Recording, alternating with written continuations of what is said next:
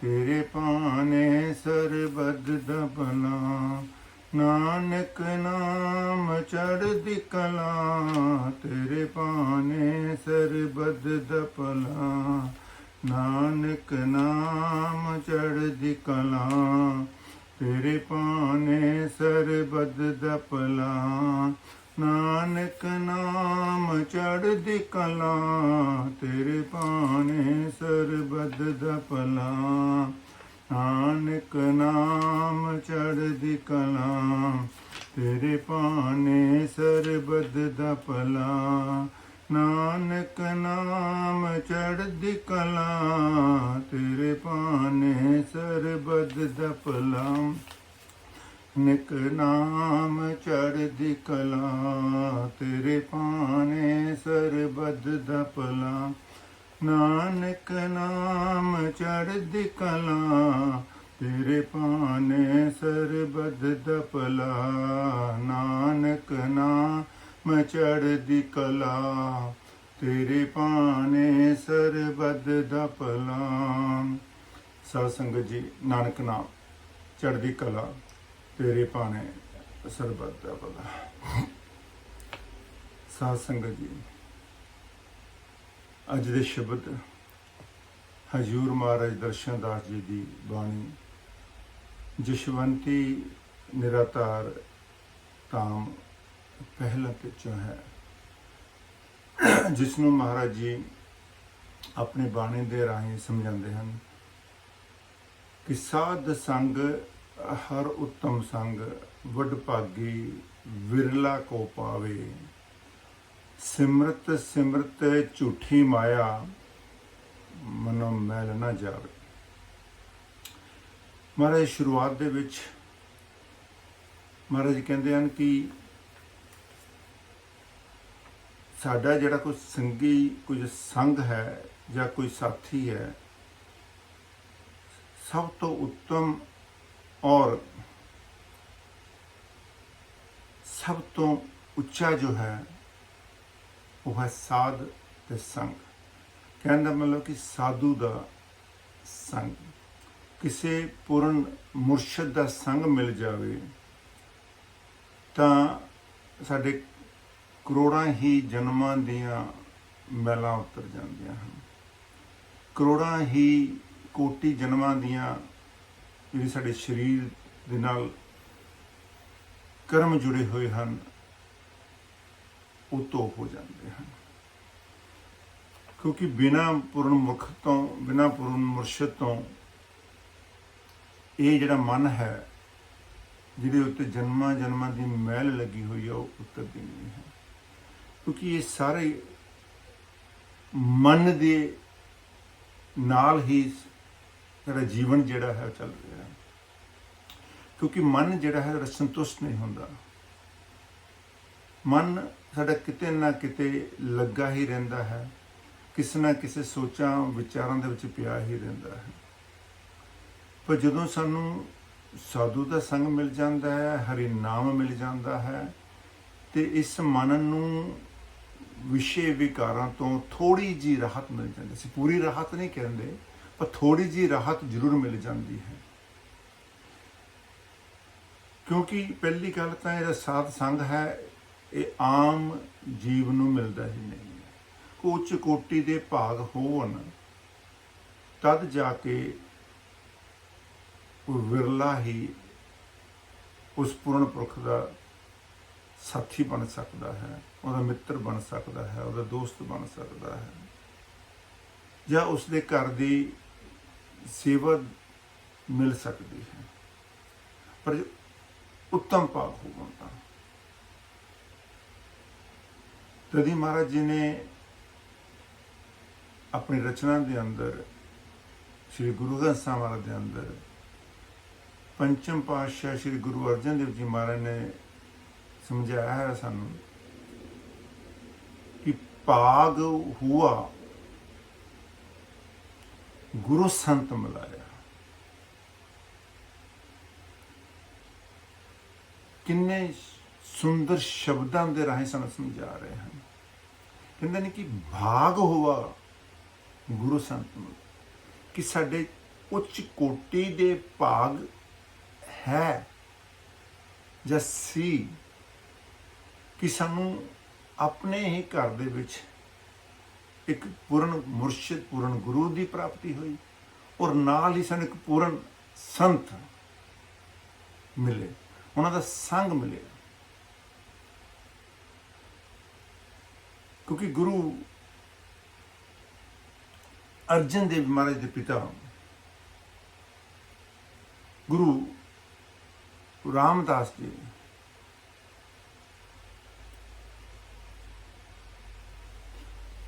खुद पूर्ण पुरख सन,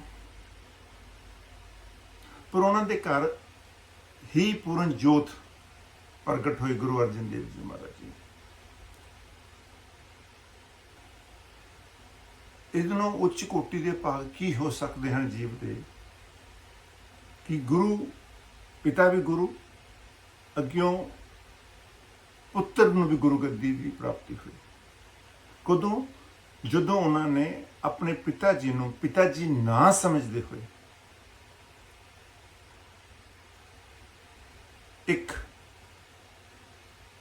गुरु पूर्ण मुर्शिद पूर्ण ईश्वर का रूप समझते हुए उन्होंने सेवा की, उन्होंने हुक्म की पालना की। कहते जदों तदी महाराज ने अपने शब्दों च लिखा कि भाग हुआ गुरु संत मिलाया। जो घर दे विच उन्होंने गुरु और संत दोनों की प्राप्ति हो गई तो फिर की मिलिया? कहते प्रभ अविनाशी घर में पाया। जो सानू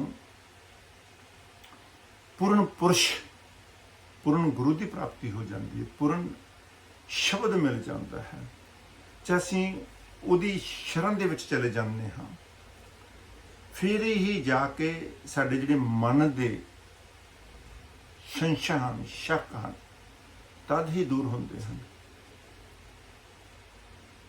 नाम कल्ला प्राप्त करन दे नाल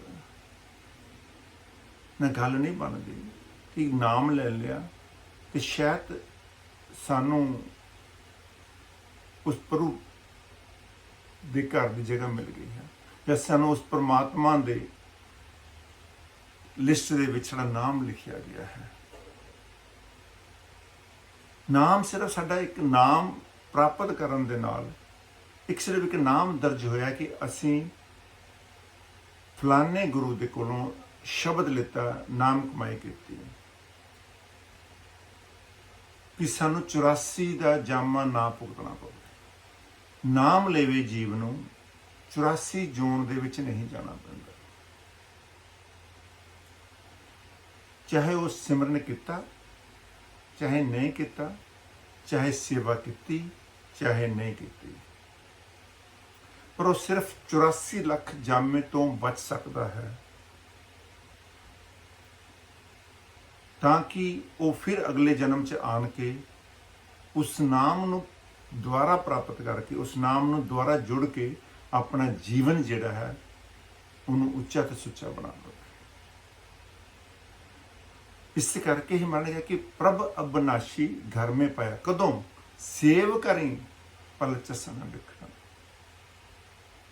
जदों असी अपने मुर्शिद कोलों नाम ले लिया, नाम की प्राप्ति कर ली, नाम नाल जुड़ गए, नाम सिमरन किया, नाम जपिया और उस नाम की जिहड़ी लिव है, नाम की जिहड़ी चोट है, जब तक वो साडे इत्थे 10वें दवारे तक नहीं पहुँचती,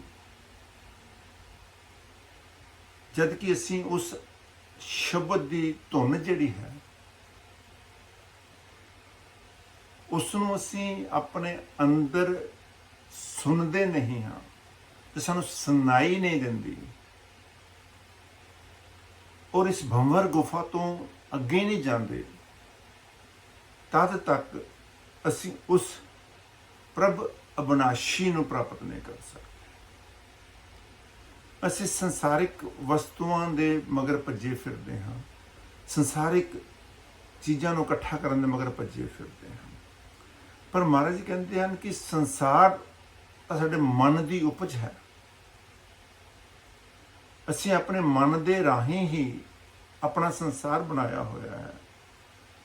ਕਿਉਂਕਿ ਈਸ਼ਵਰ ਇਹ ਨਹੀਂ ਕਹਿ ਰਿਹਾ ਸਾਨੂੰ ਕਿ ਅਸੀਂ ਧੀਆਂ ਪੁੱਤਰ ਛੱਡ ਦਈਏ ਜਾਂ ਧੀਆਂ ਪੁੱਤਰਾਂ ਦੇ ਕਰਮ ਛੱਡ ਦਈਏ, ਪਰ ਉਹ ਕਹਿ ਰਿਹਾ ਕਿ ਇਸ ਸੰਸਾਰ ਨੂੰ, ਇਸ ਵਾਸਨਾਵਾਂ ਨੂੰ ਤਿਆਗ ਕੇ ਆਪਣਾ ਜਿਹੜਾ ਜਾਮਾ ਹੈ ਉਹਨੂੰ ਅਸੀਂ ਅਜ਼ਰ ਤੇ ਅਮਰ ਕਰਨਾ ਹੈ, ਸੱਚਾ ਤੇ ਸੁੱਚਾ ਬਣਾਉਣਾ ਹੈ।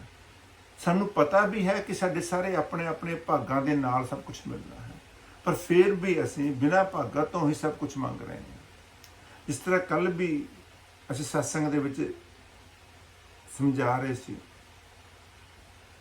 ਕਿ ਲਿਖਿਆ ਮੇਟ ਨਾ ਮਿਟ ਸਕੀ, ਜੋ ਲਿਖਿਆ ਕਰਤਾ।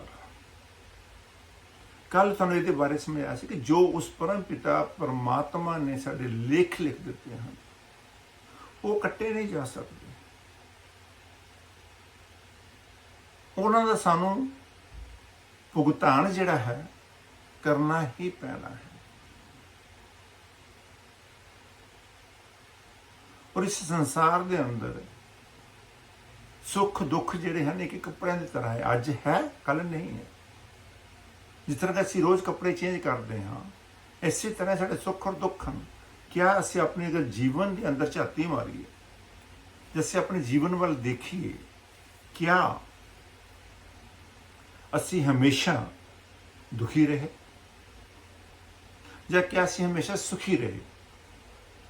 ਜੇ ਸਾਨੂੰ ਕੁਝ ਦਿਨ ਲਈ ਕੁਝ ਔਖਾ ਸਮਾਂ ਆ ਗਿਆ ਤੇ ਸਾਨੂੰ ਕੁਝ ਸੌਖਾ ਸਮਾਂ ਵੀ ਪਰਮਾਤਮਾ ਨੇ ਦਿੱਤਾ। ਕਿ ਨਾਮ ਦੇ ਜੁੜਨ ਦੇ ਨਾਲ ਸਾਨੂੰ ਇਹੀ ਹੈ ਕਿ ਸਾਡੇ ਜਿਹੜੇ ਜੀਵਨ ਦੇ ਕਰਮ ਹਨ ਉਹ ਧੀਰੇ ਧੀਰੇ ਧੀਰੇ ਧੀਰੇ ਉਹ ਸ਼ਬਦ ਦੇ ਨਾਲ, ਜਪਣ ਦੇ ਨਾਲ ਉਹ ਸੜ ਜਾਂਦੇ ਹਨ। ਜਿਸ ਤਰ੍ਹਾਂ ਕਿ ਇੱਕ ਘਾਹ ਫੂਸ ਦਾ ਪਹਾੜ ਹੈ,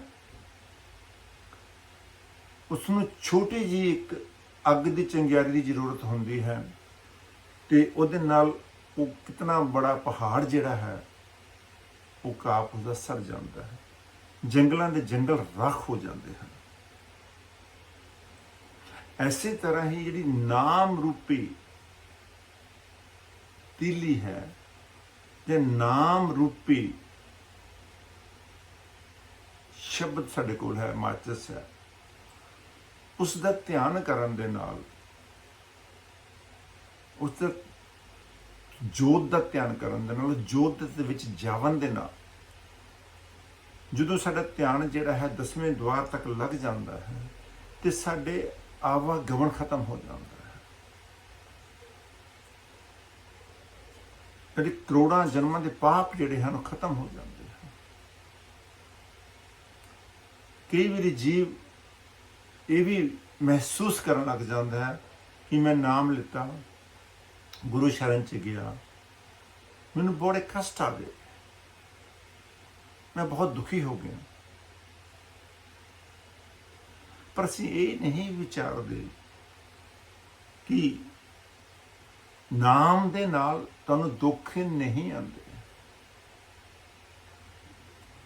ਨਾਮ ਦੇ ਨਾਲ ਤਾਂ ਦੁੱਖਾਂ ਦਾ ਨਾਸ਼ ਹੁੰਦਾ ਹੈ।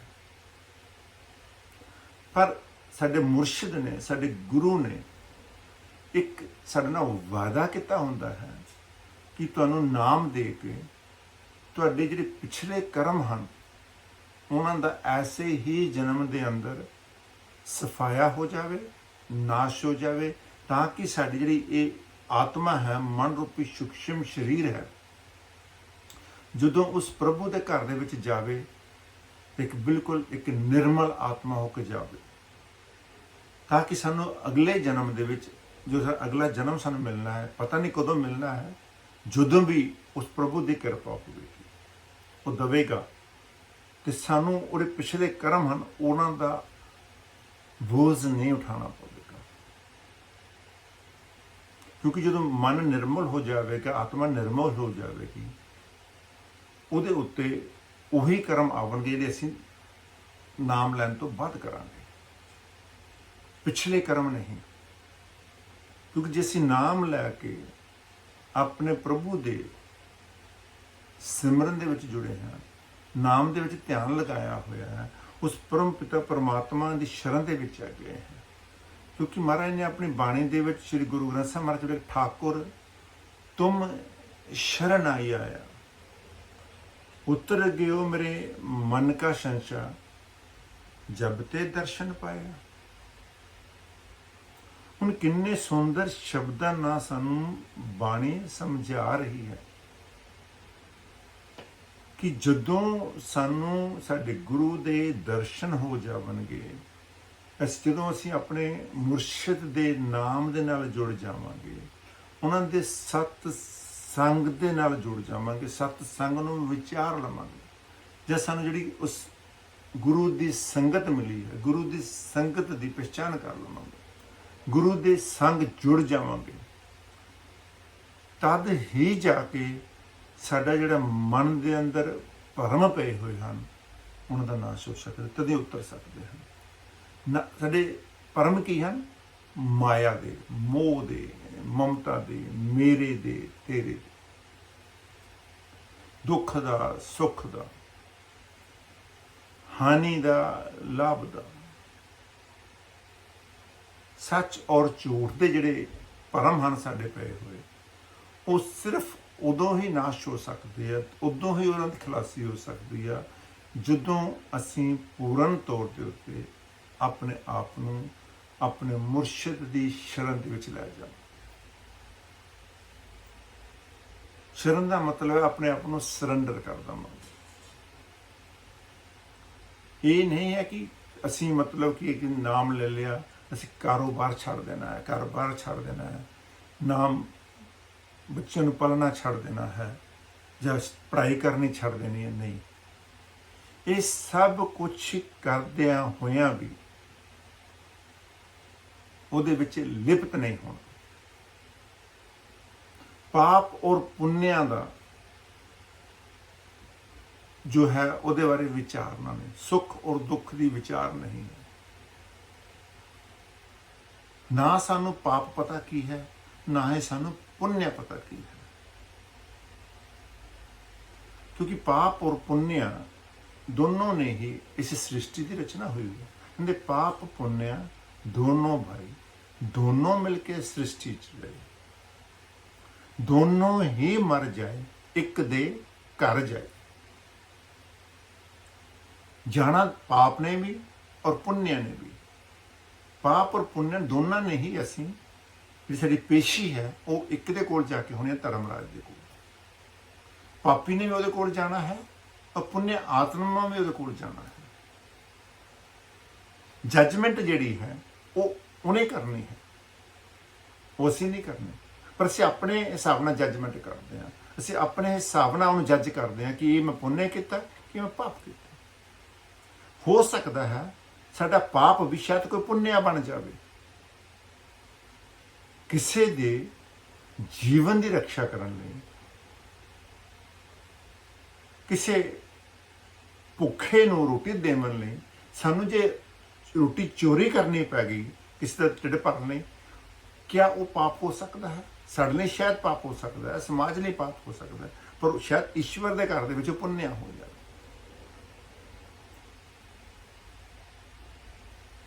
ਜਾਂ ਕਿਸੇ ਦੇ ਝੂਠ ਬੋਲ ਕੇ ਮਹਾਰਾਜ ਕਿਹਾ ਕਰ ਕਿਸੇ ਜਾਨ ਬਚਾ ਦੇਣੀ, ਸ਼ਾਇਦ ਉਹ ਪਾਪ ਨਹੀਂ ਹੈ। ਅਸੀਂ ਕੀ ਹੈ ਕਿ ਅਸੀਂ ਆਪਣੇ ਆਪ ਹੀ ਆਪਣੇ ਵਿਚਾਰਾਂ ਦੇ ਵਿੱਚ ਉਲਝੇ ਰਹਿੰਦੇ ਹਾਂ, ਆਪਣੇ ਸੋਚਾਂ ਲੈ ਕੇ ਚੱਲਦੇ ਰਹਿੰਦੇ ਹਾਂ। ਪਰ ਬਾਣੀ ਤਾਂ ਇਹ ਕਹਿੰਦੀ ਹੈ ਕਿ ਤੋਲਣ ਵਾਲਾ ਉਹ ਦਾਤਾ ਹੈ, ਤਰਾਜੂ ਵੀ ਉਹਦੇ ਕੋਲ ਹੈ, ਕੰਡਾ ਵੀ ਉਹਦੇ ਕੋਲ ਹੈ, ਤੇ ਉਹਨੇ ਜੱਜ ਕਰਨਾ ਹੈ। ਕਹਿੰਦੇ ਆਪੇ ਕੰਡਾ ਤੋਲ ਤਰਾਜੀ, ਆਪੇ ਤੋਲਨ ਹਾਰਾ, ਆਪੇ ਦੇਖੇ ਆਪੇ ਬੁੱਝੇ, ਆਪੇ ਹੈ ਵੰਜਾਰਾ। ਹੁਣ ਅਸੀਂ ਇਸ ਚੀਜ਼ ਨੂੰ ਤਾਂ ਵਿਚਾਰਦੇ ਨਹੀਂ ਹਾਂ, ਅਸੀਂ ਆਪੇ ਹੀ ਕੰਡਾ ਬਣ ਜਾਂਦੇ ਹਾਂ, ਆਪੇ ਹੀ ਪਲੜੇ ਬਣ ਜਾਂਦੇ ਹਾਂ, ਔਰ ਆਪੇ ਤੋਲਣ ਲੱਗ ਜਾਂਦੇ ਹਾਂ ਕਿ ਇਹਨੇ ਗਲਤ ਕੀਤਾ, ਇਹਨੇ ਸਹੀ ਕੀਤਾ, ਜਦ ਕਿ ਸਾਡੇ ਕੋਲ ਉਹ ਅੱਖ ਵੀ ਨਹੀਂ ਹੈ ਦੇਖਣ ਵਾਲੀ ਕਿ ਅਸੀਂ ਉਹਨੂੰ ਵਿਚਾਰ ਸਕੇ ਕਿ ਇਹ ਗਲਤ ਹੈ ਕਿ ਸਹੀ ਹੈ। सो इस करके ही महाराज ने समझाया कि वो मालक जिहड़ा है, वो निरंकार जिहड़ा है, गुरु है, गुरु के हथ में सब कुछ है। पर असी अपने आप की पहचान करनी है। मन तू जोत स्वरूप है, अपना मूल पहचान। हुण कितने सुंदर शब्दां राਹੀਂ सानू श्री गुरु नानक देव भी समझा रहे हैं कि ऐ जीव, तू अपने वल झाती मार, अपने आप की पहचान कर कि तू कौन है। क्या तू शरीर है, क्या तू आत्मा है, क्या तू मन है।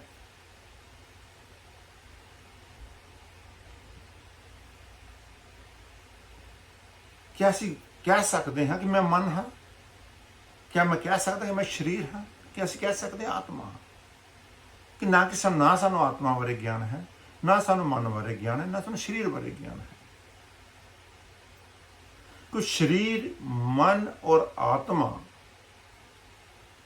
तिन्ने ही अलग अलग हैं। शरीर का कोई वजूद नहीं है। कल भी समझा रहे थे, शरीर का कोई अपना वजूद नहीं है। शरीर का वजूद तदे है जे आत्मा इस शरीर के नाल अटैच है, जे आत्मा इस शरीर के अंदर है। जे आत्मा ही शरीर के अंदर नहीं है तो मन का भी की वजूद है। असी जो शरीर ही नहीं रहेगा तो असी कद ना सोचांगे। मन तो उत्थे ही है, लेकिन मन असी विचारता नहीं कर सकते, मन ना सोच नहीं सकते, मन ना किसी अच्छा या बुरा नहीं कर सकते। जो आत्मा इसके अंदर है तो मन तद ही काम करता है। वो जो सूक्ष्म सू, चाहे अस उन्होंने आत्मा कह दईए, चाहे उन्होंने मन कह दईए। इस करके तो महाराज ने समझाया कि मन तो जोत स्वरूप है, कि मन भी तो उस परम पिता परमात्मा का अंश है। मन कहते महाराज क्या करते हैं कि ब्रह्मा का पुत्र है, जिसने सृष्टि रचना की है। तो असी मन के नाल ही अपने संकल्प और विकल्प करते हैं। मन के नाल ही असी अच्छे और अपशब्द बोलते हैं।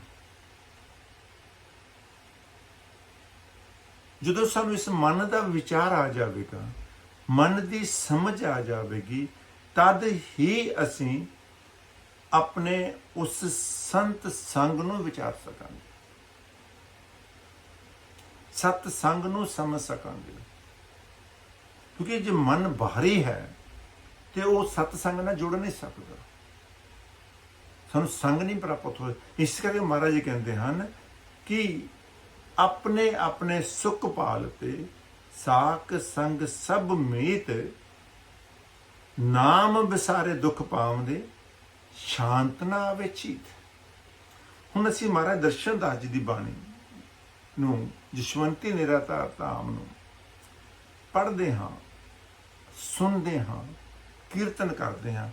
क्या असीं जो महाराज ने इस शब्दां की रचना की है, इस बाणी की रचना की है, क्या असीं इस शब्दां नूं विचारते हैं? महाराज कहते अपने अपने सुख पालते साख संग सब मीत, कि असी जिन्ने भी साडे रिश्ते, जिन्ने भी नाते हैं, सब अपने अपने सुखां दे मगर लगे हुए हैं। अपने अपने सुख लभ रहे हैं कि मैनू पति को सुख मिल जाएगा, मैनू पुत्र को सुख मिल जाएगा, मैनू बेटी को सुख मिल जाएगा, मैनू बहू को सुख मिल जाएगा, मैनू भरा को सुख मिल जाएगा, जा बाकी रिश्ते नातियां दे कोलों, जां अपने पड़ोसियों के कोलों, जिहदे कोलों सानू थोड़ी बहुत ही सुख की आस हुंदी है, ਤੇ ਅਸੀਂ ਉਹਨੂੰ ਆਪਣਾ ਦੋਸਤ ਜਾਂ ਮਿੱਤਰ ਜਾਂ ਉਹਦੇ ਨਾਲ ਜ਼ਿਆਦਾ ਪ੍ਰੇਮ ਕਰ ਲੈਂਦੇ ਹਾਂ।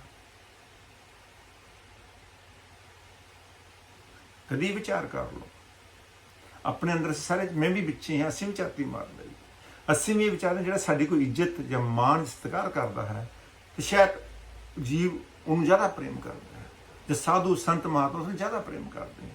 ਪਰ ਮਹਾਰਾਜ ਕਹਿੰਦੇ ਨੇ ਤਾਂ ਸਭ ਇੱਕ ਝੂਠੀ ਮਾਇਆ ਹੈ। ਸਿਮਰਤ ਸਿਮਰਤ ਝੂਠੀ ਮਾਇਆ ਮਨੋਂ ਮੈਲ ਨਾ ਗਈ। ਇਹ ਸਾਰੀ ਇੱਕ ਮਾਇਆ ਹੈ ਉਸ ਪਰਮ ਪਿਤਾ ਪਰਮਾਤਮਾ ਦੀ, ਜਿਸ ਨੂੰ ਉਹ ਆਤਮਿਕ ਗਿਆਨ, ਆਤਮਿਕ ਦਰਸ਼ਨ ਹੋ ਜਾਂਦੇ ਹਨ। ਉਹਦੇ ਲਈ ਇਹ ਕੁਛ ਵੀ ਨਹੀਂ ਹੈ। ਇਹ ਸਿਰਫ ਔਰ ਸਿਰਫ ਇੱਕ ਸਾਡੇ ਤੇ ਪਰਦਾ ਹੈ ਜਿਹਨੂੰ ਕਿ ਅਸੀਂ ਵਿਚਾਰ ਨਹੀਂ ਸਕਦੇ। ਤੇ ਮਹਾਰਾਜ ਜੀ ਨੇ ਗੁਰੂ ਗ੍ਰੰਥ ਸਾਹਿਬ ਦੇ ਵਿੱਚ ਵੀ ਰਚਨਾ ਕੀਤੀ ਹੈ, ਜਗਤ ਮੇਂ ਦੇਖੀ ਝੂਠੀ ਪ੍ਰੀਤ, ਆਪਣੇ ਹੀ ਸੁਖ ਸਿਉ ਸਭ ਲਾਗੇ ਕਿਆ ਧਾਰਾ ਕਿਆ ਮੀਤ। ਕਿ ਇਹ ਸੰਸਾਰ ਜਿਹੜਾ ਹੈ ਇੱਕ ਝੂਠੀ ਪ੍ਰੀਤ ਹੈ, ਜੋ ਸਾਨੂੰ ਨਜ਼ਰ ਆ ਰਿਹਾ ਹੈ ਇਹ ਸਭ ਇੱਕ ਝੂਠਾ ਨਜ਼ਰ ਆ ਰਿਹਾ ਹੈ। ਇਹ थिर नहीं है, अस्थिर है। और वही महाराज समझाते हैं कि जब तक असी नाम दे नाल नहीं जुड़ते, नाम नूं नहीं पहचानते, उन्नी देर तक ये मन जिहड़ा है वो शांत नहीं आ सकता, चेतना अंदर शांति नहीं आ सकती। शांति ना आनी की है कि नाम नूं विसारना। जदों साडा मुख जिहड़ा है उस प्रभु वल होवेगा, गुरु वल होवेगा, तो इस मन के अंदर दूसरा कोई विचार ही नहीं आता। तो वही महाराज समझाते हैं कि नाम विसारे दुख पाउंदे, शांत ना आवे चीज। फिर कहने साडा मन शांत नहीं है। आम किसी नूं गलबात कर लीए, किसी नूं पुछ लीए, वो यही कह दिंदा है कि महाराज जी मेरा मन जिहड़ा शांत नहीं है।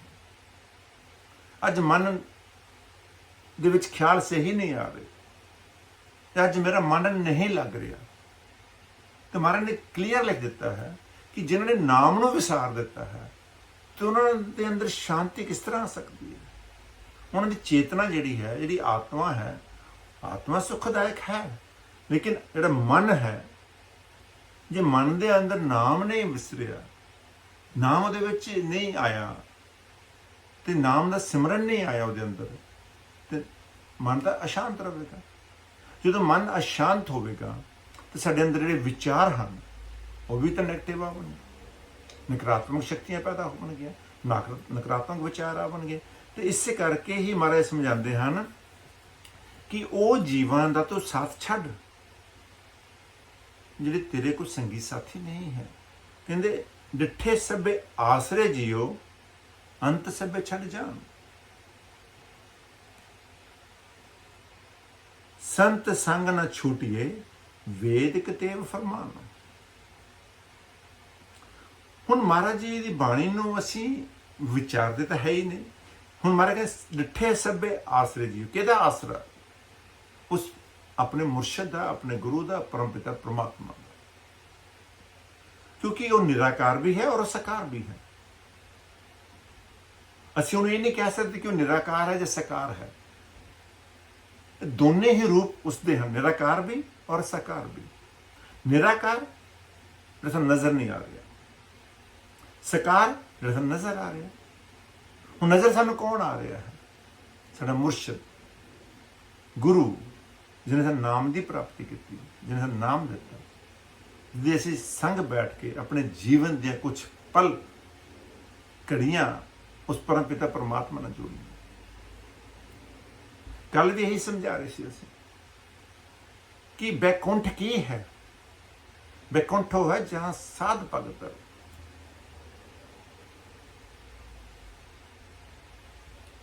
महाराज जी बाणी च भी समझाया, संतां संग बहस गुण गाए, ताका रंग उतर न जाए।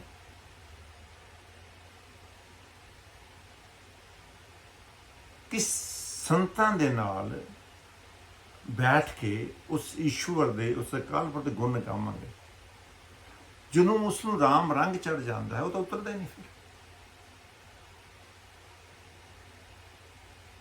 ਤੇ ਮਹਾਰਾਜ ਇਹ ਵੀ ਸਮਝਾਉਂਦੇ ਹਨ, ਸੋ ਥਾਨ ਸੁਹਾਵਾ ਪਵਿੱਤ ਹੈ ਜਿੱਥੇ ਸੰਤ ਸਭਾ, ਕਿ ਉਹੀ ਜਗ੍ਹਾ ਜਿਹੜੀ ਹੈ ਉਹੀ ਸਭ ਤੋਂ ਪਵਿੱਤਰ ਗਿਣੀ ਜਾਂਦੀ ਹੈ ਜਿੱਥੇ ਸੰਤਾਂ ਦੇ ਚਰਨ ਪੈ ਜਾਂਦੇ ਹਨ।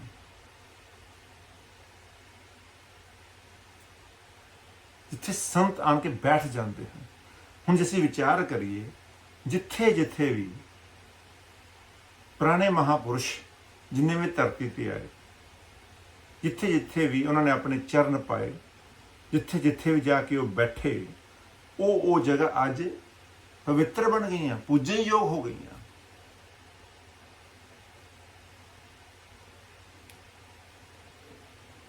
ਔਰ ਮਹਾਰਾਜ ਬਾਣੀ ਦੇ ਰਾਹੀਂ ਸਭ ਕੁਝ ਸਮਝਾ ਰਹੇ ਹਨ। ਜਿੱਥੇ ਬਾਬਾ ਪੈਰ ਧਰੇ ਪੂਜਾ ਆਸਨ ਥਾਪਨ ਸੋਆ। ਜਿੱਥੇ ਜਿੱਥੇ ਵੀ ਉਹਨਾਂ ਦੇ ਚਰਨ ਧੂੜ ਪੈ ਗਈ ਹੈ, ਉਹ ਜਗ੍ਹਾ ਪੂਜਣਯੋਗ ਹੋ ਗਈ ਹੈ, ਉਹ ਸਥਾਨ ਪੂਜਣਯੋਗ ਬਣ ਗਿਆ ਹੈ। ਜੀ ਗੁਰੂ ਰਾਮਦਾਸ ਮਹਾਰਾਜ ਜੀ ਨੇ ਅੰਮ੍ਰਿਤਸਰ ਨੂੰ ਬਣਾਇਆ, ਸੇਵਾ ਕੀਤੀ, ਤੇ ਅੱਜ ਉਹ ਜਗ੍ਹਾ ਪੂਜਣਯੋਗ ਹੈ। ਜੇ ਮਹਾਰਾਜ ਦਰਸ਼ਨਦਾਸ ਜੀ ਨੇ ਲੋਨੀ ਡੇਰੇ ਆਣ ਕੇ ਆਪਣੇ ਚਰਨ ਪਾਏ, ਜਾਂ ਇੰਗਲੈਂਡ ਦੀ ਧਰਤੀ ਤੇ ਆਣ ਕੇ ਉਹਨਾਂ ਨੇ ਇੱਕ ਚਰਚ ਦੇ ਵਿੱਚ ਆਣ ਕੇ ਆਪਣਾ ਚਰਨ ਪਾਏ, ਉਹਨਾਂ ਨੂੰ ਅਸੀਂ ਸਤਸੰਗ ਘਰ ਬਣਾ ਦਿੱਤਾ, ਜਾਂ ਸੱਚਖੰਡ ਨਾਨਕ ਧਾਮ ਦਾ ਨਾਮ ਦੇ ਦਿੱਤਾ, ਉਹ ਅੱਜ ਪੂਜਨਯੋਗ ਬਣ ਗਿਆ।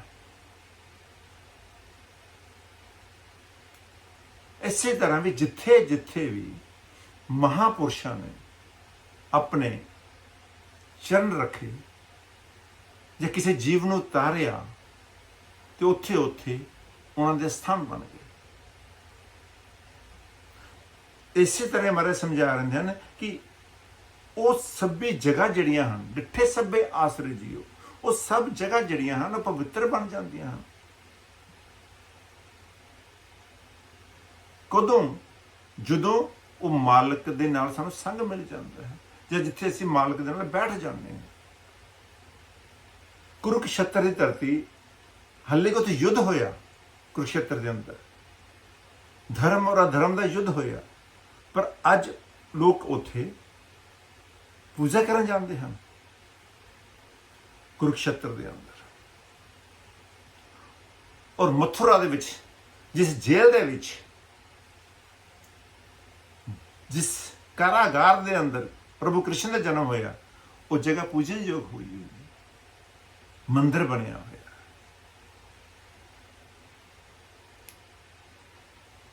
ਇਸੇ ਤਰ੍ਹਾਂ ਮਹਾਰਾਜ ਕਹਿੰਦੇ ਹਨ ਕਿ ਉਹ ਸੰਤ ਸੰਗ ਹੈ, ਸਭ ਤੋਂ ਉੱਚਾ ਔਰ ਸੁੱਚਾ ਇੱਕ ਸੰਗ ਉਹ ਪਰਮ ਪਿਤਾ ਪਰਮਾਤਮਾ ਦਾ ਹੈ। ਕਹਿੰਦੇ ਬਾਕੀ ਸਾਰੇ ਆਸਰੇ ਛੱਡ ਕੇ ਤੇ ਸਾਨੂੰ ਆਪਣੇ ਮੁਰਸ਼ਿਦ ਦੇ ਨਾਮ ਨਾਲ ਜੁੜਨਾ ਚਾਹੀਦਾ ਹੈ। ਕਹਿੰਦੇ ਬਾਕੀ ਸਭ ਛੱਡ ਜਾਣਾ, ਸੰਤਾਂ ਨੇ ਵੀ ਛੱਡ ਜਾਣਾ ਹੈ, ਪੁੱਤਰਾਂ ਨੇ ਵੀ ਛੱਡ ਜਾਣਾ ਹੈ, ਪਤੀ ਨੇ ਵੀ ਛੱਡ ਜਾਣਾ ਹੈ, ਰਿਸ਼ਤੇ ਨਾਤੇ ਸਕੀ ਸੰਬੰਧੀ ਸਭ ਨੇ ਛੱਡ ਜਾਣਾ ਹੈ, ਕੋਈ ਸਾਡਾ ਸਾਥੀ ਨਹੀਂ ਹੈ। ਕਹਿੰਦੇ ਅੰਤਕਾਲ ਸੰਗੀ ਨਾ ਕੋਈ, ਸੰਤ ਸੰਗ ਨਾ ਛੁਟਿਓ।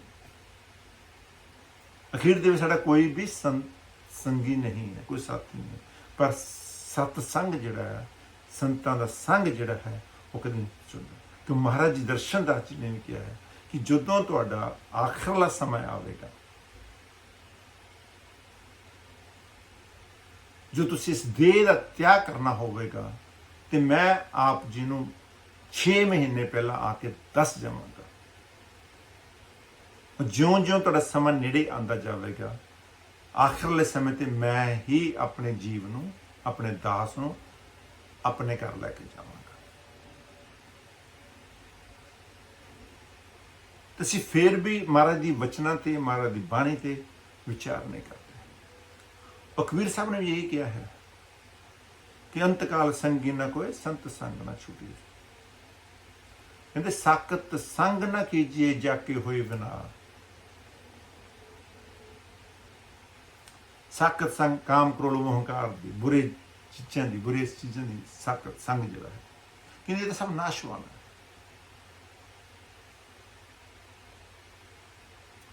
तो अखीर दे विच कौन है? सिर्फ थोड़ा गुरु। गुरु इत्थे भी तुहाडा साथी है, उत्थे भी साथी है। इस करके कोई पाप पुण्य जिहदा सानूं विचार नहीं है, उहदा कंडा जिहड़ा है वो मालक दा हत्थ है। सानूं अपने आप नूं विचार करना पवेगा। मन मंदर तन वेश कलंदर, घाट ही तीरथ नहावा। एक शब्द मेरे प्राण वस्त है, बहुरी जन्म नाम। ਹੁਣ ਪੜ੍ਹਦੇ ਅਸੀਂ ਰੋਜ਼ ਹਾਂ, ਪਰ ਅਸੀਂ ਵਿਚਾਰਦੇ ਹੈ ਹੀ ਨਹੀਂ। ਮਾਰੇ ਕਹਿੰਦੇ ਮਨ ਮੰਦਰ ਤਨ ਵੇਸ਼ ਕਲੰਦਰ, ਕਿ ਤਨ ਜਿਹੜਾ ਹੈ ਇੱਕ ਸਾਡੀ ਵੇਸ਼ ਭੂਸ਼ਾ ਹੈ, ਇਹ ਬਾਰ-ਬਾਰ ਇਹਨੇ ਚੇਂਜ ਹੋਈ ਜਾਣਾ। ਜਿੰਨੇ ਵੇਲੇ ਅਸੀਂ ਆਵਾਂਗੇ ਸਾਡਾ ਇਹੀ ਜਾਮਾ ਨਹੀਂ ਹੋਵੇਗਾ। ਸਾਡੇ ਸ਼ਕਲ ਸੂਰਤ ਨੈਣ ਨਕਸ਼ ਜਦੋਂ ਅਲੱਗ-ਅਲੱਗ ਹੋਣਗੇ।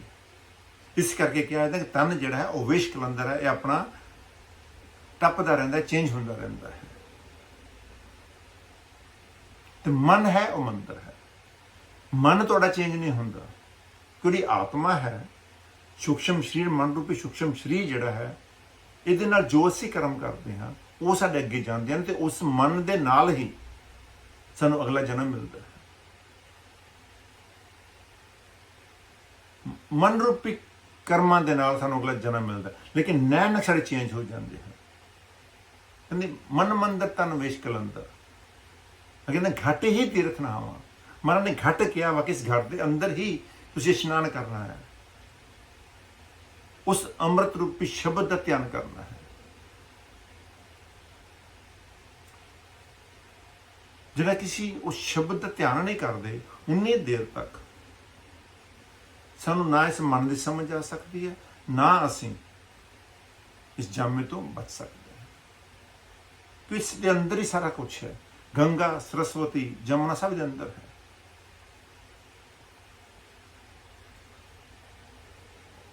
ਇਹਦੇ ਅੰਦਰ ਡੁਬਕੀ ਲਗਾਣੀ ਪਵੇ। ਉਹ ਕਿੱਥੇ ਜਾ ਕੇ? ਇੱਥੇ ਜਾ ਕੇ।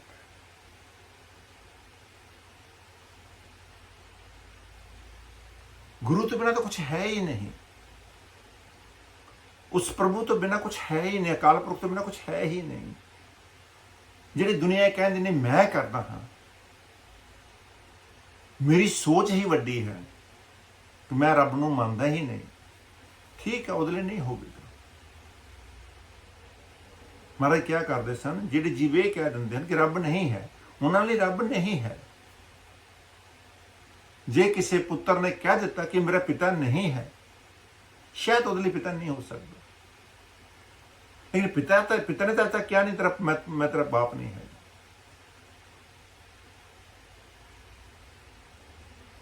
क्योंकि ईश्वर तो कह रहा है कि तू मेरा अंश है। हूँ अंशी जिहड़ा है वो मन्ने या ना मन्ने, वो तो अपनी सोच, अपने विचार है। पर परम पिता परमात्मा तो सानू अलग नहीं कर रहा ना।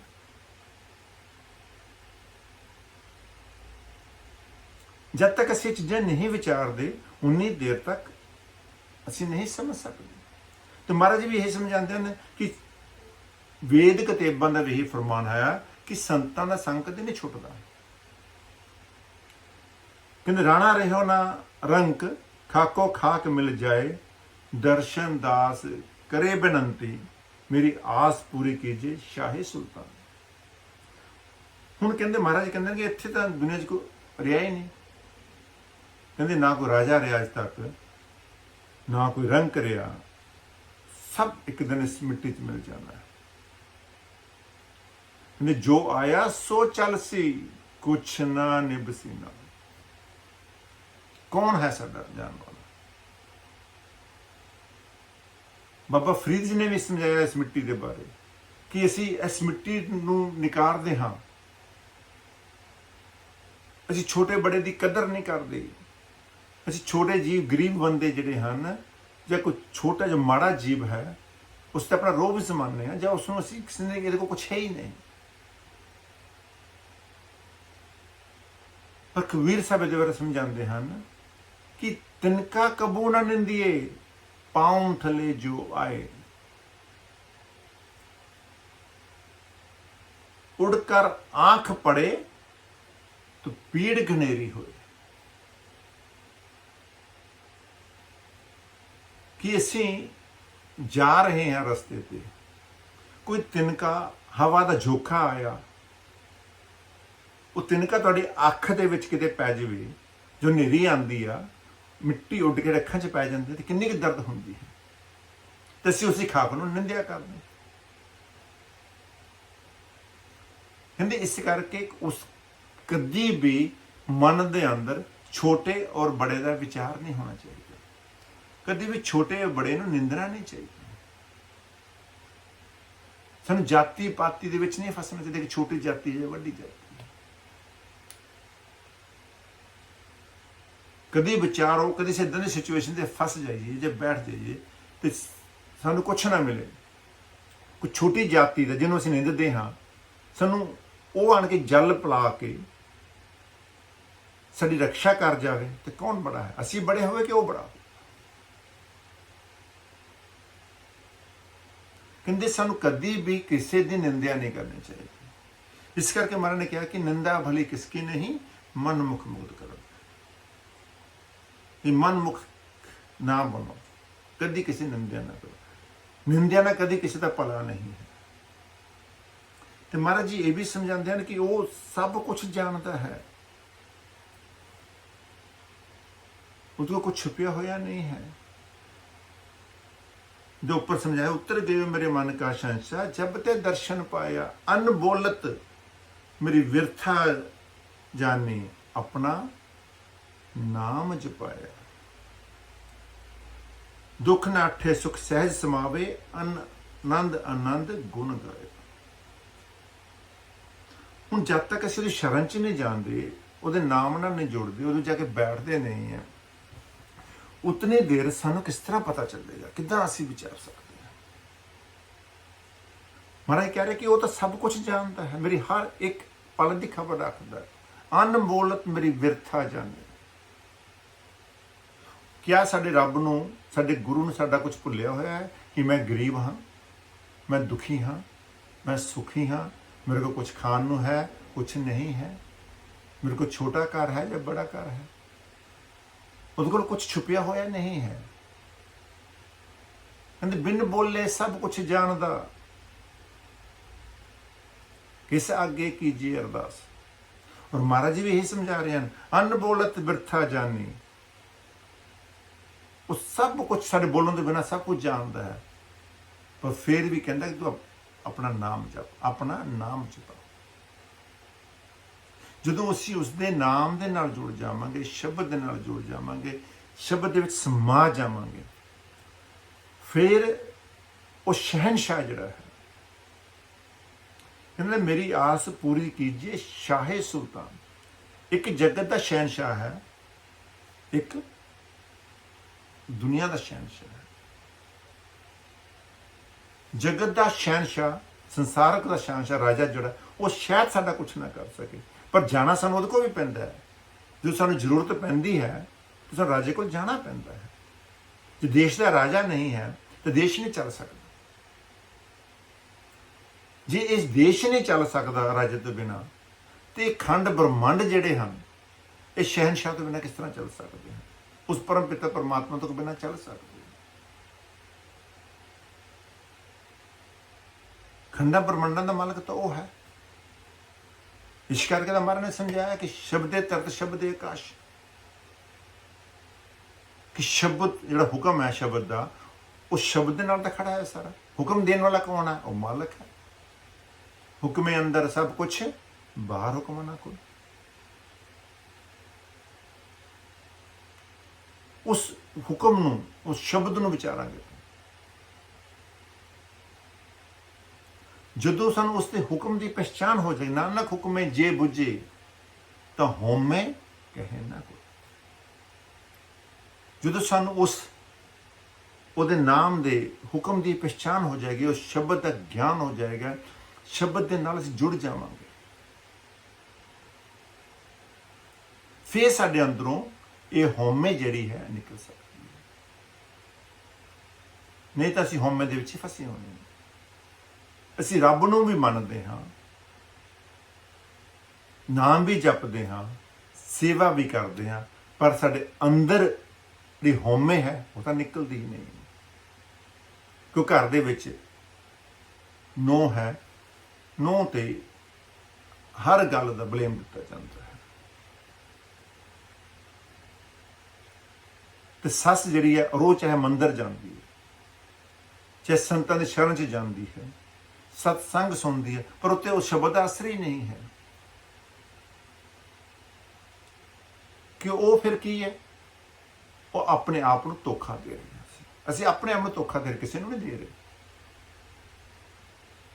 ਤੇ ਦਰਸ਼ਨ ਦੇ ਘਰ ਦੇ ਅੰਦਰ ਜਾਂ ਉਸ ਰੱਬ ਦੇ ਘਰ ਦੇ ਅੰਦਰ ਕੋਈ ਮਾਫੀ ਨਹੀਂ ਹੈ। ਤਦੀ ਮਰਨੇ ਕਰਨੇ ਆਪੋ ਆਪਣੇ, ਕਿਆ ਨੇੜੇ ਕਿਆ ਦੂਰ। ਜੋ ਅਸੀਂ ਕਰਮ ਕਰਾਂਗੇ, ਜਿੱਦਾਂ ਦਾ ਅਸੀਂ ਕਰਮ ਕਰਾਂਗੇ, ਉਦਾਂ ਦਾ ਹੀ ਸਾਨੂੰ ਫਲ ਮਿਲਣਾ ਹੈ। ਕੂਆ ਹੈ, ਕੂਏ ਦੇ ਅੰਦਰ ਜਿੱਦਾਂ ਦੀ ਅਸੀਂ ਆਵਾਜ਼ ਲਗਾਉਂਦੇ ਹਾਂ, ਉਦਾਂ ਦੀ ਹੀ ਸਾਨੂੰ ਆਵਾਜ਼ ਬਾਹਰ ਸੁਣਾਈ ਦਿੰਦੀ ਹੈ। ਜਿਸ ਜਲ ਦੇ ਅੰਦਰ ਜਿੱਦਾਂ ਦਾ ਚਿਹਰਾ ਦੇਖਦੇ ਹਾਂ, ਸਾਨੂੰ ਉਦਾਂ ਦਾ ਚਿਹਰਾ ਨਜ਼ਰ ਆਉਂਦਾ ਹੈ।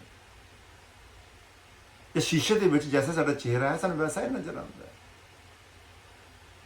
ਕਦੀ ਇਹਨਾਂ ਚੀਜ਼ਾਂ 'ਤੇ ਅਸੀਂ ਵਿਚਾਰ ਹੀ ਨਹੀਂ ਕਰਦੇ। ਇਸ ਕਰਕੇ ਕਿਹਾ ਜਾਂਦਾ ਕਿ ਸਤਸੰਗ ਦੇ ਵਿੱਚ ਆਉਣਾ ਜ਼ਰੂਰੀ ਹੈ, ਸਤਸੰਗ ਸੁਣਨਾ ਜ਼ਰੂਰੀ ਹੈ। ਜਦ ਤੱਕ ਅਸੀਂ ਵਿਚਾਰਦੇ ਨਹੀਂ ਹਾਂ, ਤਦ ਤੱਕ ਸਾਨੂੰ ਪਤਾ ਨਹੀਂ ਲੱਗ ਸਕਦਾ। ਹੁਣ ਮਹਾਰਾਜ ਕਹਿੰਦੇ ਭਾਗ ਹੋਆ ਗੁਰੂ ਸੰਤ ਮਿਲਾਇਆ, ਤੇ ਮਹਾਰਾਜ ਕਹਿੰਦੇ ਆ ਕਿ ਸੰਤ ਸੰਗ ਹਰ ਉੱਤਮ ਸੰਗ, ਕਿ ਵੱਡੇ ਭਾਗ ਸਾਡੇ ਹੋਣਗੇ ਤਦ ਜਾ ਕੇ ਸੰਸੰਗ ਮਿਲੇਗਾ। ਵੱਡੇ ਭਾਗ ਭੇਟੇ ਗੁਰੂ ਦੇਵਾ, ਕੋਟ ਅਪਰਾਧ ਮਿਟੇ ਹਰ ਸੇਵਾ। ਕੋ ਉੱਚ ਕੋਟੀ ਦੇ ਭਾਗ ਹੋਣ, ਫਿਰ ਜਾ ਕੇ ਸਾਨੂੰ ਕਿਤੇ ਕੋਈ ਸੰਤ ਸ਼ਰਨ ਮਿਲਦੀ ਹੈ। ਫਿਰ ਹੀ ਸਾਡੇ ਕਰਮਾਂ ਦਾ ਨਾਸ਼ ਹੁੰਦਾ ਹੈ। ਪਰ ਜੇ ਉਹ ਸਤਸੰਗ ਦੇ ਵਿੱਚ ਚਲੇ ਵੀ ਗਏ, ਉੱਥੇ ਬੈਠ ਵੀ ਗਏ, ਪਰ ਮਨ ਨਹੀਂ ਉੱਥੇ ਨਹੀਂ ਹੈ, ਤੇ ਫਿਰ ਅਸੀਂ ਕੀ ਵਿਚਾਰ ਕਰਾਂਗੇ? ਸਰੋਵਰ ਦੇ ਵਿੱਚ ਇਸ਼ਨਾਨ ਕਰਨ ਗਏ, ਸਰੋਵਰ ਦੇ ਅੰਦਰ ਬੈਠੇ ਹੀ ਨਹੀਂ, ਗਏ ਨੇ ਡੁਬਕੀ ਨਹੀਂ ਲਗਾਈ, ਤੇ ਇਸ਼ਨਾਨ ਕਿੱਦਾਂ? ਬਾਹਰ ਹੀ ਬੈਠ ਕੇ ਆ ਗਏ ਸੀ। ਤੇ ਇਸੇ ਤਰ੍ਹਾਂ ਹੀ ਸਤਸੰਗ ਜਿਹੜਾ ਹੈ, ਸਾਧੂ ਸੰਗ ਜਿਹੜਾ ਹੈ, ਇੱਕ ਸਰੋਵਰ ਹੈ ਜਿੱਥੇ ਕਿ ਅੰਮ੍ਰਿਤ ਰੂਪੀ ਵਰਖਾ ਹੋ ਰਹੀ ਹੈ। ਇੱਥੇ ਅੰਮ੍ਰਿਤ ਜਿਮ ਜਿਮ ਟਪਕ ਰਿਹਾ ਹੈ। ਪਰ ਜੇ ਭਾਂਡਾ ਹੀ ਪੁੱਠਾ ਕਰ ਲਿਆ ਤੇ ਅੰਮ੍ਰਿਤ ਕਿੱਦਾਂ ਗਿਰੇਗਾ? ਕਿਉਂ ਸਤਸੰਗ 'ਚ ਬੈਠੇ ਹਾਂ, ਧਿਆਨ ਸਾਡਾ ਕਿਤੇ ਹੋਰ ਲੱਗਾ ਹੋਇਆ, ਅਸੀਂ ਕਿੱਦਾਂ ਸਾਡੇ ਅੰਦਰ ਅਸਰ ਹੋਵੇ ਉਸ ਚੀਜ਼ ਦਾ? ਇਸ ਨੂੰ ਹੀ ਵਿਚਾਰਨਾ ਹੈ, ਇਸ ਦੇ ਨਾਲ ਹੀ ਜੁੜਨਾ ਹੈ, ਇਸ ਨੂੰ ਹੀ ਸਮਝਣਾ ਹੈ। ਔਰ ਉਹੀ ਮਹਾਰਾਜ ਸਾਨੂੰ ਇਹਦੇ ਬਾਰੇ ਸਮਝਾ ਰਹੇ ਹਨ ਕਿ ਸਾਧੂ ਦਾ ਸੰਗ ਹੀ ਸਭ ਤੋਂ ਵੱਡਾ ਹੈ। ਇਹ ਝੂਠੀ ਮਾਇਆ ਨੂੰ ਛੱਡ ਕੇ ਉਹਦੇ ਨਾਮ ਨਾਲ ਜੁੜੋ। ਕੋਈ ਵੀ ਸਾਡਾ ਸੰਗੀ ਜਾਂ ਸਾਥੀ ਨਹੀਂ ਹੈ। ਇੱਥੇ ਕਿਸੇ ਨੇ ਨਹੀਂ ਰਹਿਣਾ, ਨਾ ਕੋਈ ਰਾਜਾ ਹੈ, ਨਾ ਕੋਈ ਰੰਕ ਹੈ। ਸਭ ਨੇ ਚਲੇ ਜਾਣਾ ਹੈ, ਬਾਰੀ ਆਪਣੀ ਆਪਣੀ ਬਾਰੀ ਬਾਰੀ ਸਭ ਨੇ ਚਲੇ ਜਾਣਾ। ਪਰ ਰਵੇਗਾ ਕੌਣ? ਜਿਹੜੇ ਨਾਮ ਨਾਲ ਜੁੜਿਆ ਹੋਵੇ। ਆਵੇ ਨਾ ਜਾਵੇ, ਨਾ ਦੁੱਖ ਪਾਵੇ, ਨਾਮੇ ਰਤੇ ਸਹਿਜ ਸਮਾਵੇ। ਜਿਹੜਾ ਨਾਮ ਦੇ ਵਿੱਚ ਜੁੜ ਜਾਵੇਗਾ, ਨਾਮ ਦੇ ਨਾਲ ਜੁੜ ਜਾਵੇਗਾ, ਉਹਦਾ ਜੀਵਨ ਹੀ ਆਵਨ ਗਵਨ ਜਿਹੜਾ ਖਤਮ ਹੋ ਸਕਦਾ ਹੈ। ਜਦੋਂ ਅਸੀਂ ਇਸ ਸੰਸਾਰ ਚੋਂ ਮੋਕਸ਼ ਪ੍ਰਾਪਤ ਕਰ ਲਵਾਂਗੇ, ਇਸ ਸੰਸਾਰ ਦੇ ਬੰਧਨਾਂ ਤੋਂ ਮੁਕਤ ਹੋ ਜਾਵਾਂਗੇ, ਤਾਂ ਸਾਨੂੰ ਮੁਕਤੀ ਪ੍ਰਾਪਤ ਹੋ ਜਾਵੇਗੀ। ਔਰ ਇਹੀ ਮਹਾਰਾਜ ਜੀ ਸਾਨੂੰ ਸਮਝਾ ਰਹੇ ਹਨ। ਜਦ ਤੱਕ ਅਸੀਂ ਇਸ ਨੂੰ ਨਹੀਂ ਵਿਚਾਰਦੇ ਤੇ ਨਹੀਂ ਧਿਆਨ ਦਿੰਦੇ, ਉਨੀ ਦੇਰ ਤੱਕ ਸਾਡਾ ਜੀਵਨ ਜਿਹੜਾ ਹੈ ਉਹ ਸੁਖਮੈ ਨਹੀਂ ਹੋ ਸਕਦਾ। ਸਤਸੰਗ ਦਾ ਮਤਲਬ ਹੀ ਸਤ ਨਾਲ ਜੁੜਨਾ ਹੈ। ਜਿਸ ਦਾ ਧਿਆਨ ਹੀ ਨਹੀਂ ਹੈ ਸ਼ਬਦਾਂ ਦੇ ਅੰਦਰ, ਉਹਨੂੰ ਧਿਆਨ ਵੀ ਕਰ ਲਿਆ, ਸੁਣ ਵੀ ਲਿਆ, पर उन्होंने प्रैक्टिकल नहीं किया, अपने जीवन च उतारिया नहीं है, कोई फायदा नहीं है। फिर तो आए ਜਾਂ ना आए, बैठे ਜਾਂ ना बैठे एक बराबर ही है। सत्संग सुनिया ਜਾਂ ना सुनिया, कोई फायदा नहीं है। हुण देखो महाराज जी ने साडे लई तुहाडे लई एक इन्नी फैसिलिटी दे दी है। असी दूर बैठे हुए भी, 5-7 हज़ार मील दूर बैठे हुए भी, असी साडे विचार जिहड़े हन, जो हजूर दी बाणी है, उन्हां दे विचार जिहड़े हन आप जी को रख दिते जांदे हैं। पहला असी भी उड़ीकदे सी कदों असी इंडिया जाइए, कदों संगत दे दर्शन करिए, कदों मिलीए।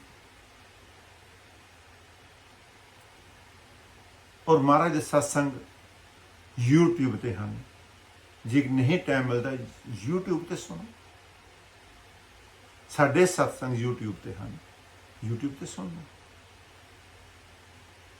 जो कोई सत्संग मिस हो जाता है, कुछ मोस्टली असी जेडे अजकल जिन्ने भी सत्संग आ रहे हैं या दे रहे हैं महाराज जी या असी सब यूट्यूब ते जा रहे हैं, तो ना सुन सकते हो। पर सुनने का तद ही फायदा है जे असी उस पर विचार करना है।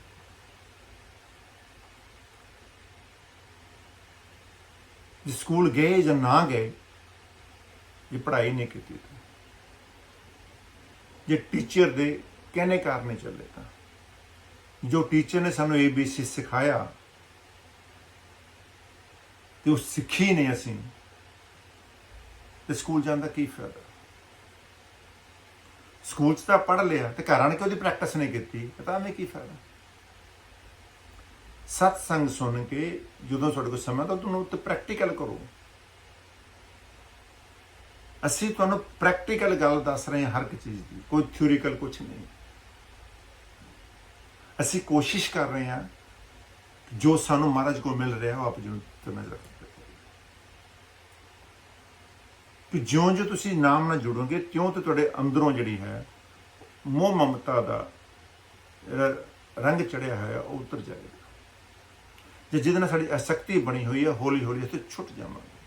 जिन्नी देर तक वो तो असीं बंधन तो दूर नहीं होंगे, बंधन तो निकलते नहीं हैं, उन्नी देर तक असीं प्रभु के नज़दीक नहीं जा सकते। अपने आप को नहीं सवार सकते, पर अपने आप को ही सवारना पवेगा। दूजे नूं सवारन की कोशिश मत करो, असीं दूजियां नूं सवारन की कोशिश करते। अगे भी बड़ी वारी समझाया, आप संवारिया मैं मिलिया सुख होई फरीदा, जे तू ओदा हो रहे तो सब जग तेरा हो। जो अपने आप को सवार लवांगे, अपने आप को जान लवांगे, सारा संसार साडा है। कोई वैरी मित्र है ही नहीं। सो यही महाराज के अज के विचार हैं कि संत संग ही सब तो उत्तम संग है। संग करो, अपने आप को सच ना जुड़ो, नाम ना जुड़ो, तो नाम तो सिवाय कुछ नहीं है। सो यही महाराज ने साडा कोई जिंदगी दिन तुहाडा कोई साथी संगी नहीं है। सो नानक नाम चढ़दी कला तेरे पाने सरबत दा भला। साध संगत जी शब्द करते हैं, अनेकां भुलां हो गई होण, साध संगत बख्शनार है। जो भी अगला प्रोग्राम होएगा वो तुहानूं अगले वीक दिता जाएगा। असीं इस वीक फ्राइडे नूं इटली जा रहे हैं, उत्थे सत्संग है, मंदिर च रखा गया है, किसी ने बुलाया है सानूं, उत्थे जा रहे हैं। 2 दिन लिए असीं जा रहे हैं, असीं उत्थों सोमवार वापस आ जाना, मंगलवार सत्संग जरूर करांगे। तो इस करके जिहड़ा भी महाराज जी आप जी नूं कोई शब्द कोई सत्संग दिंदे हैं उत्ते विचार करिया करो। सो नानक नाम चढ़दी कला तेरे पाने सरबत दा भला।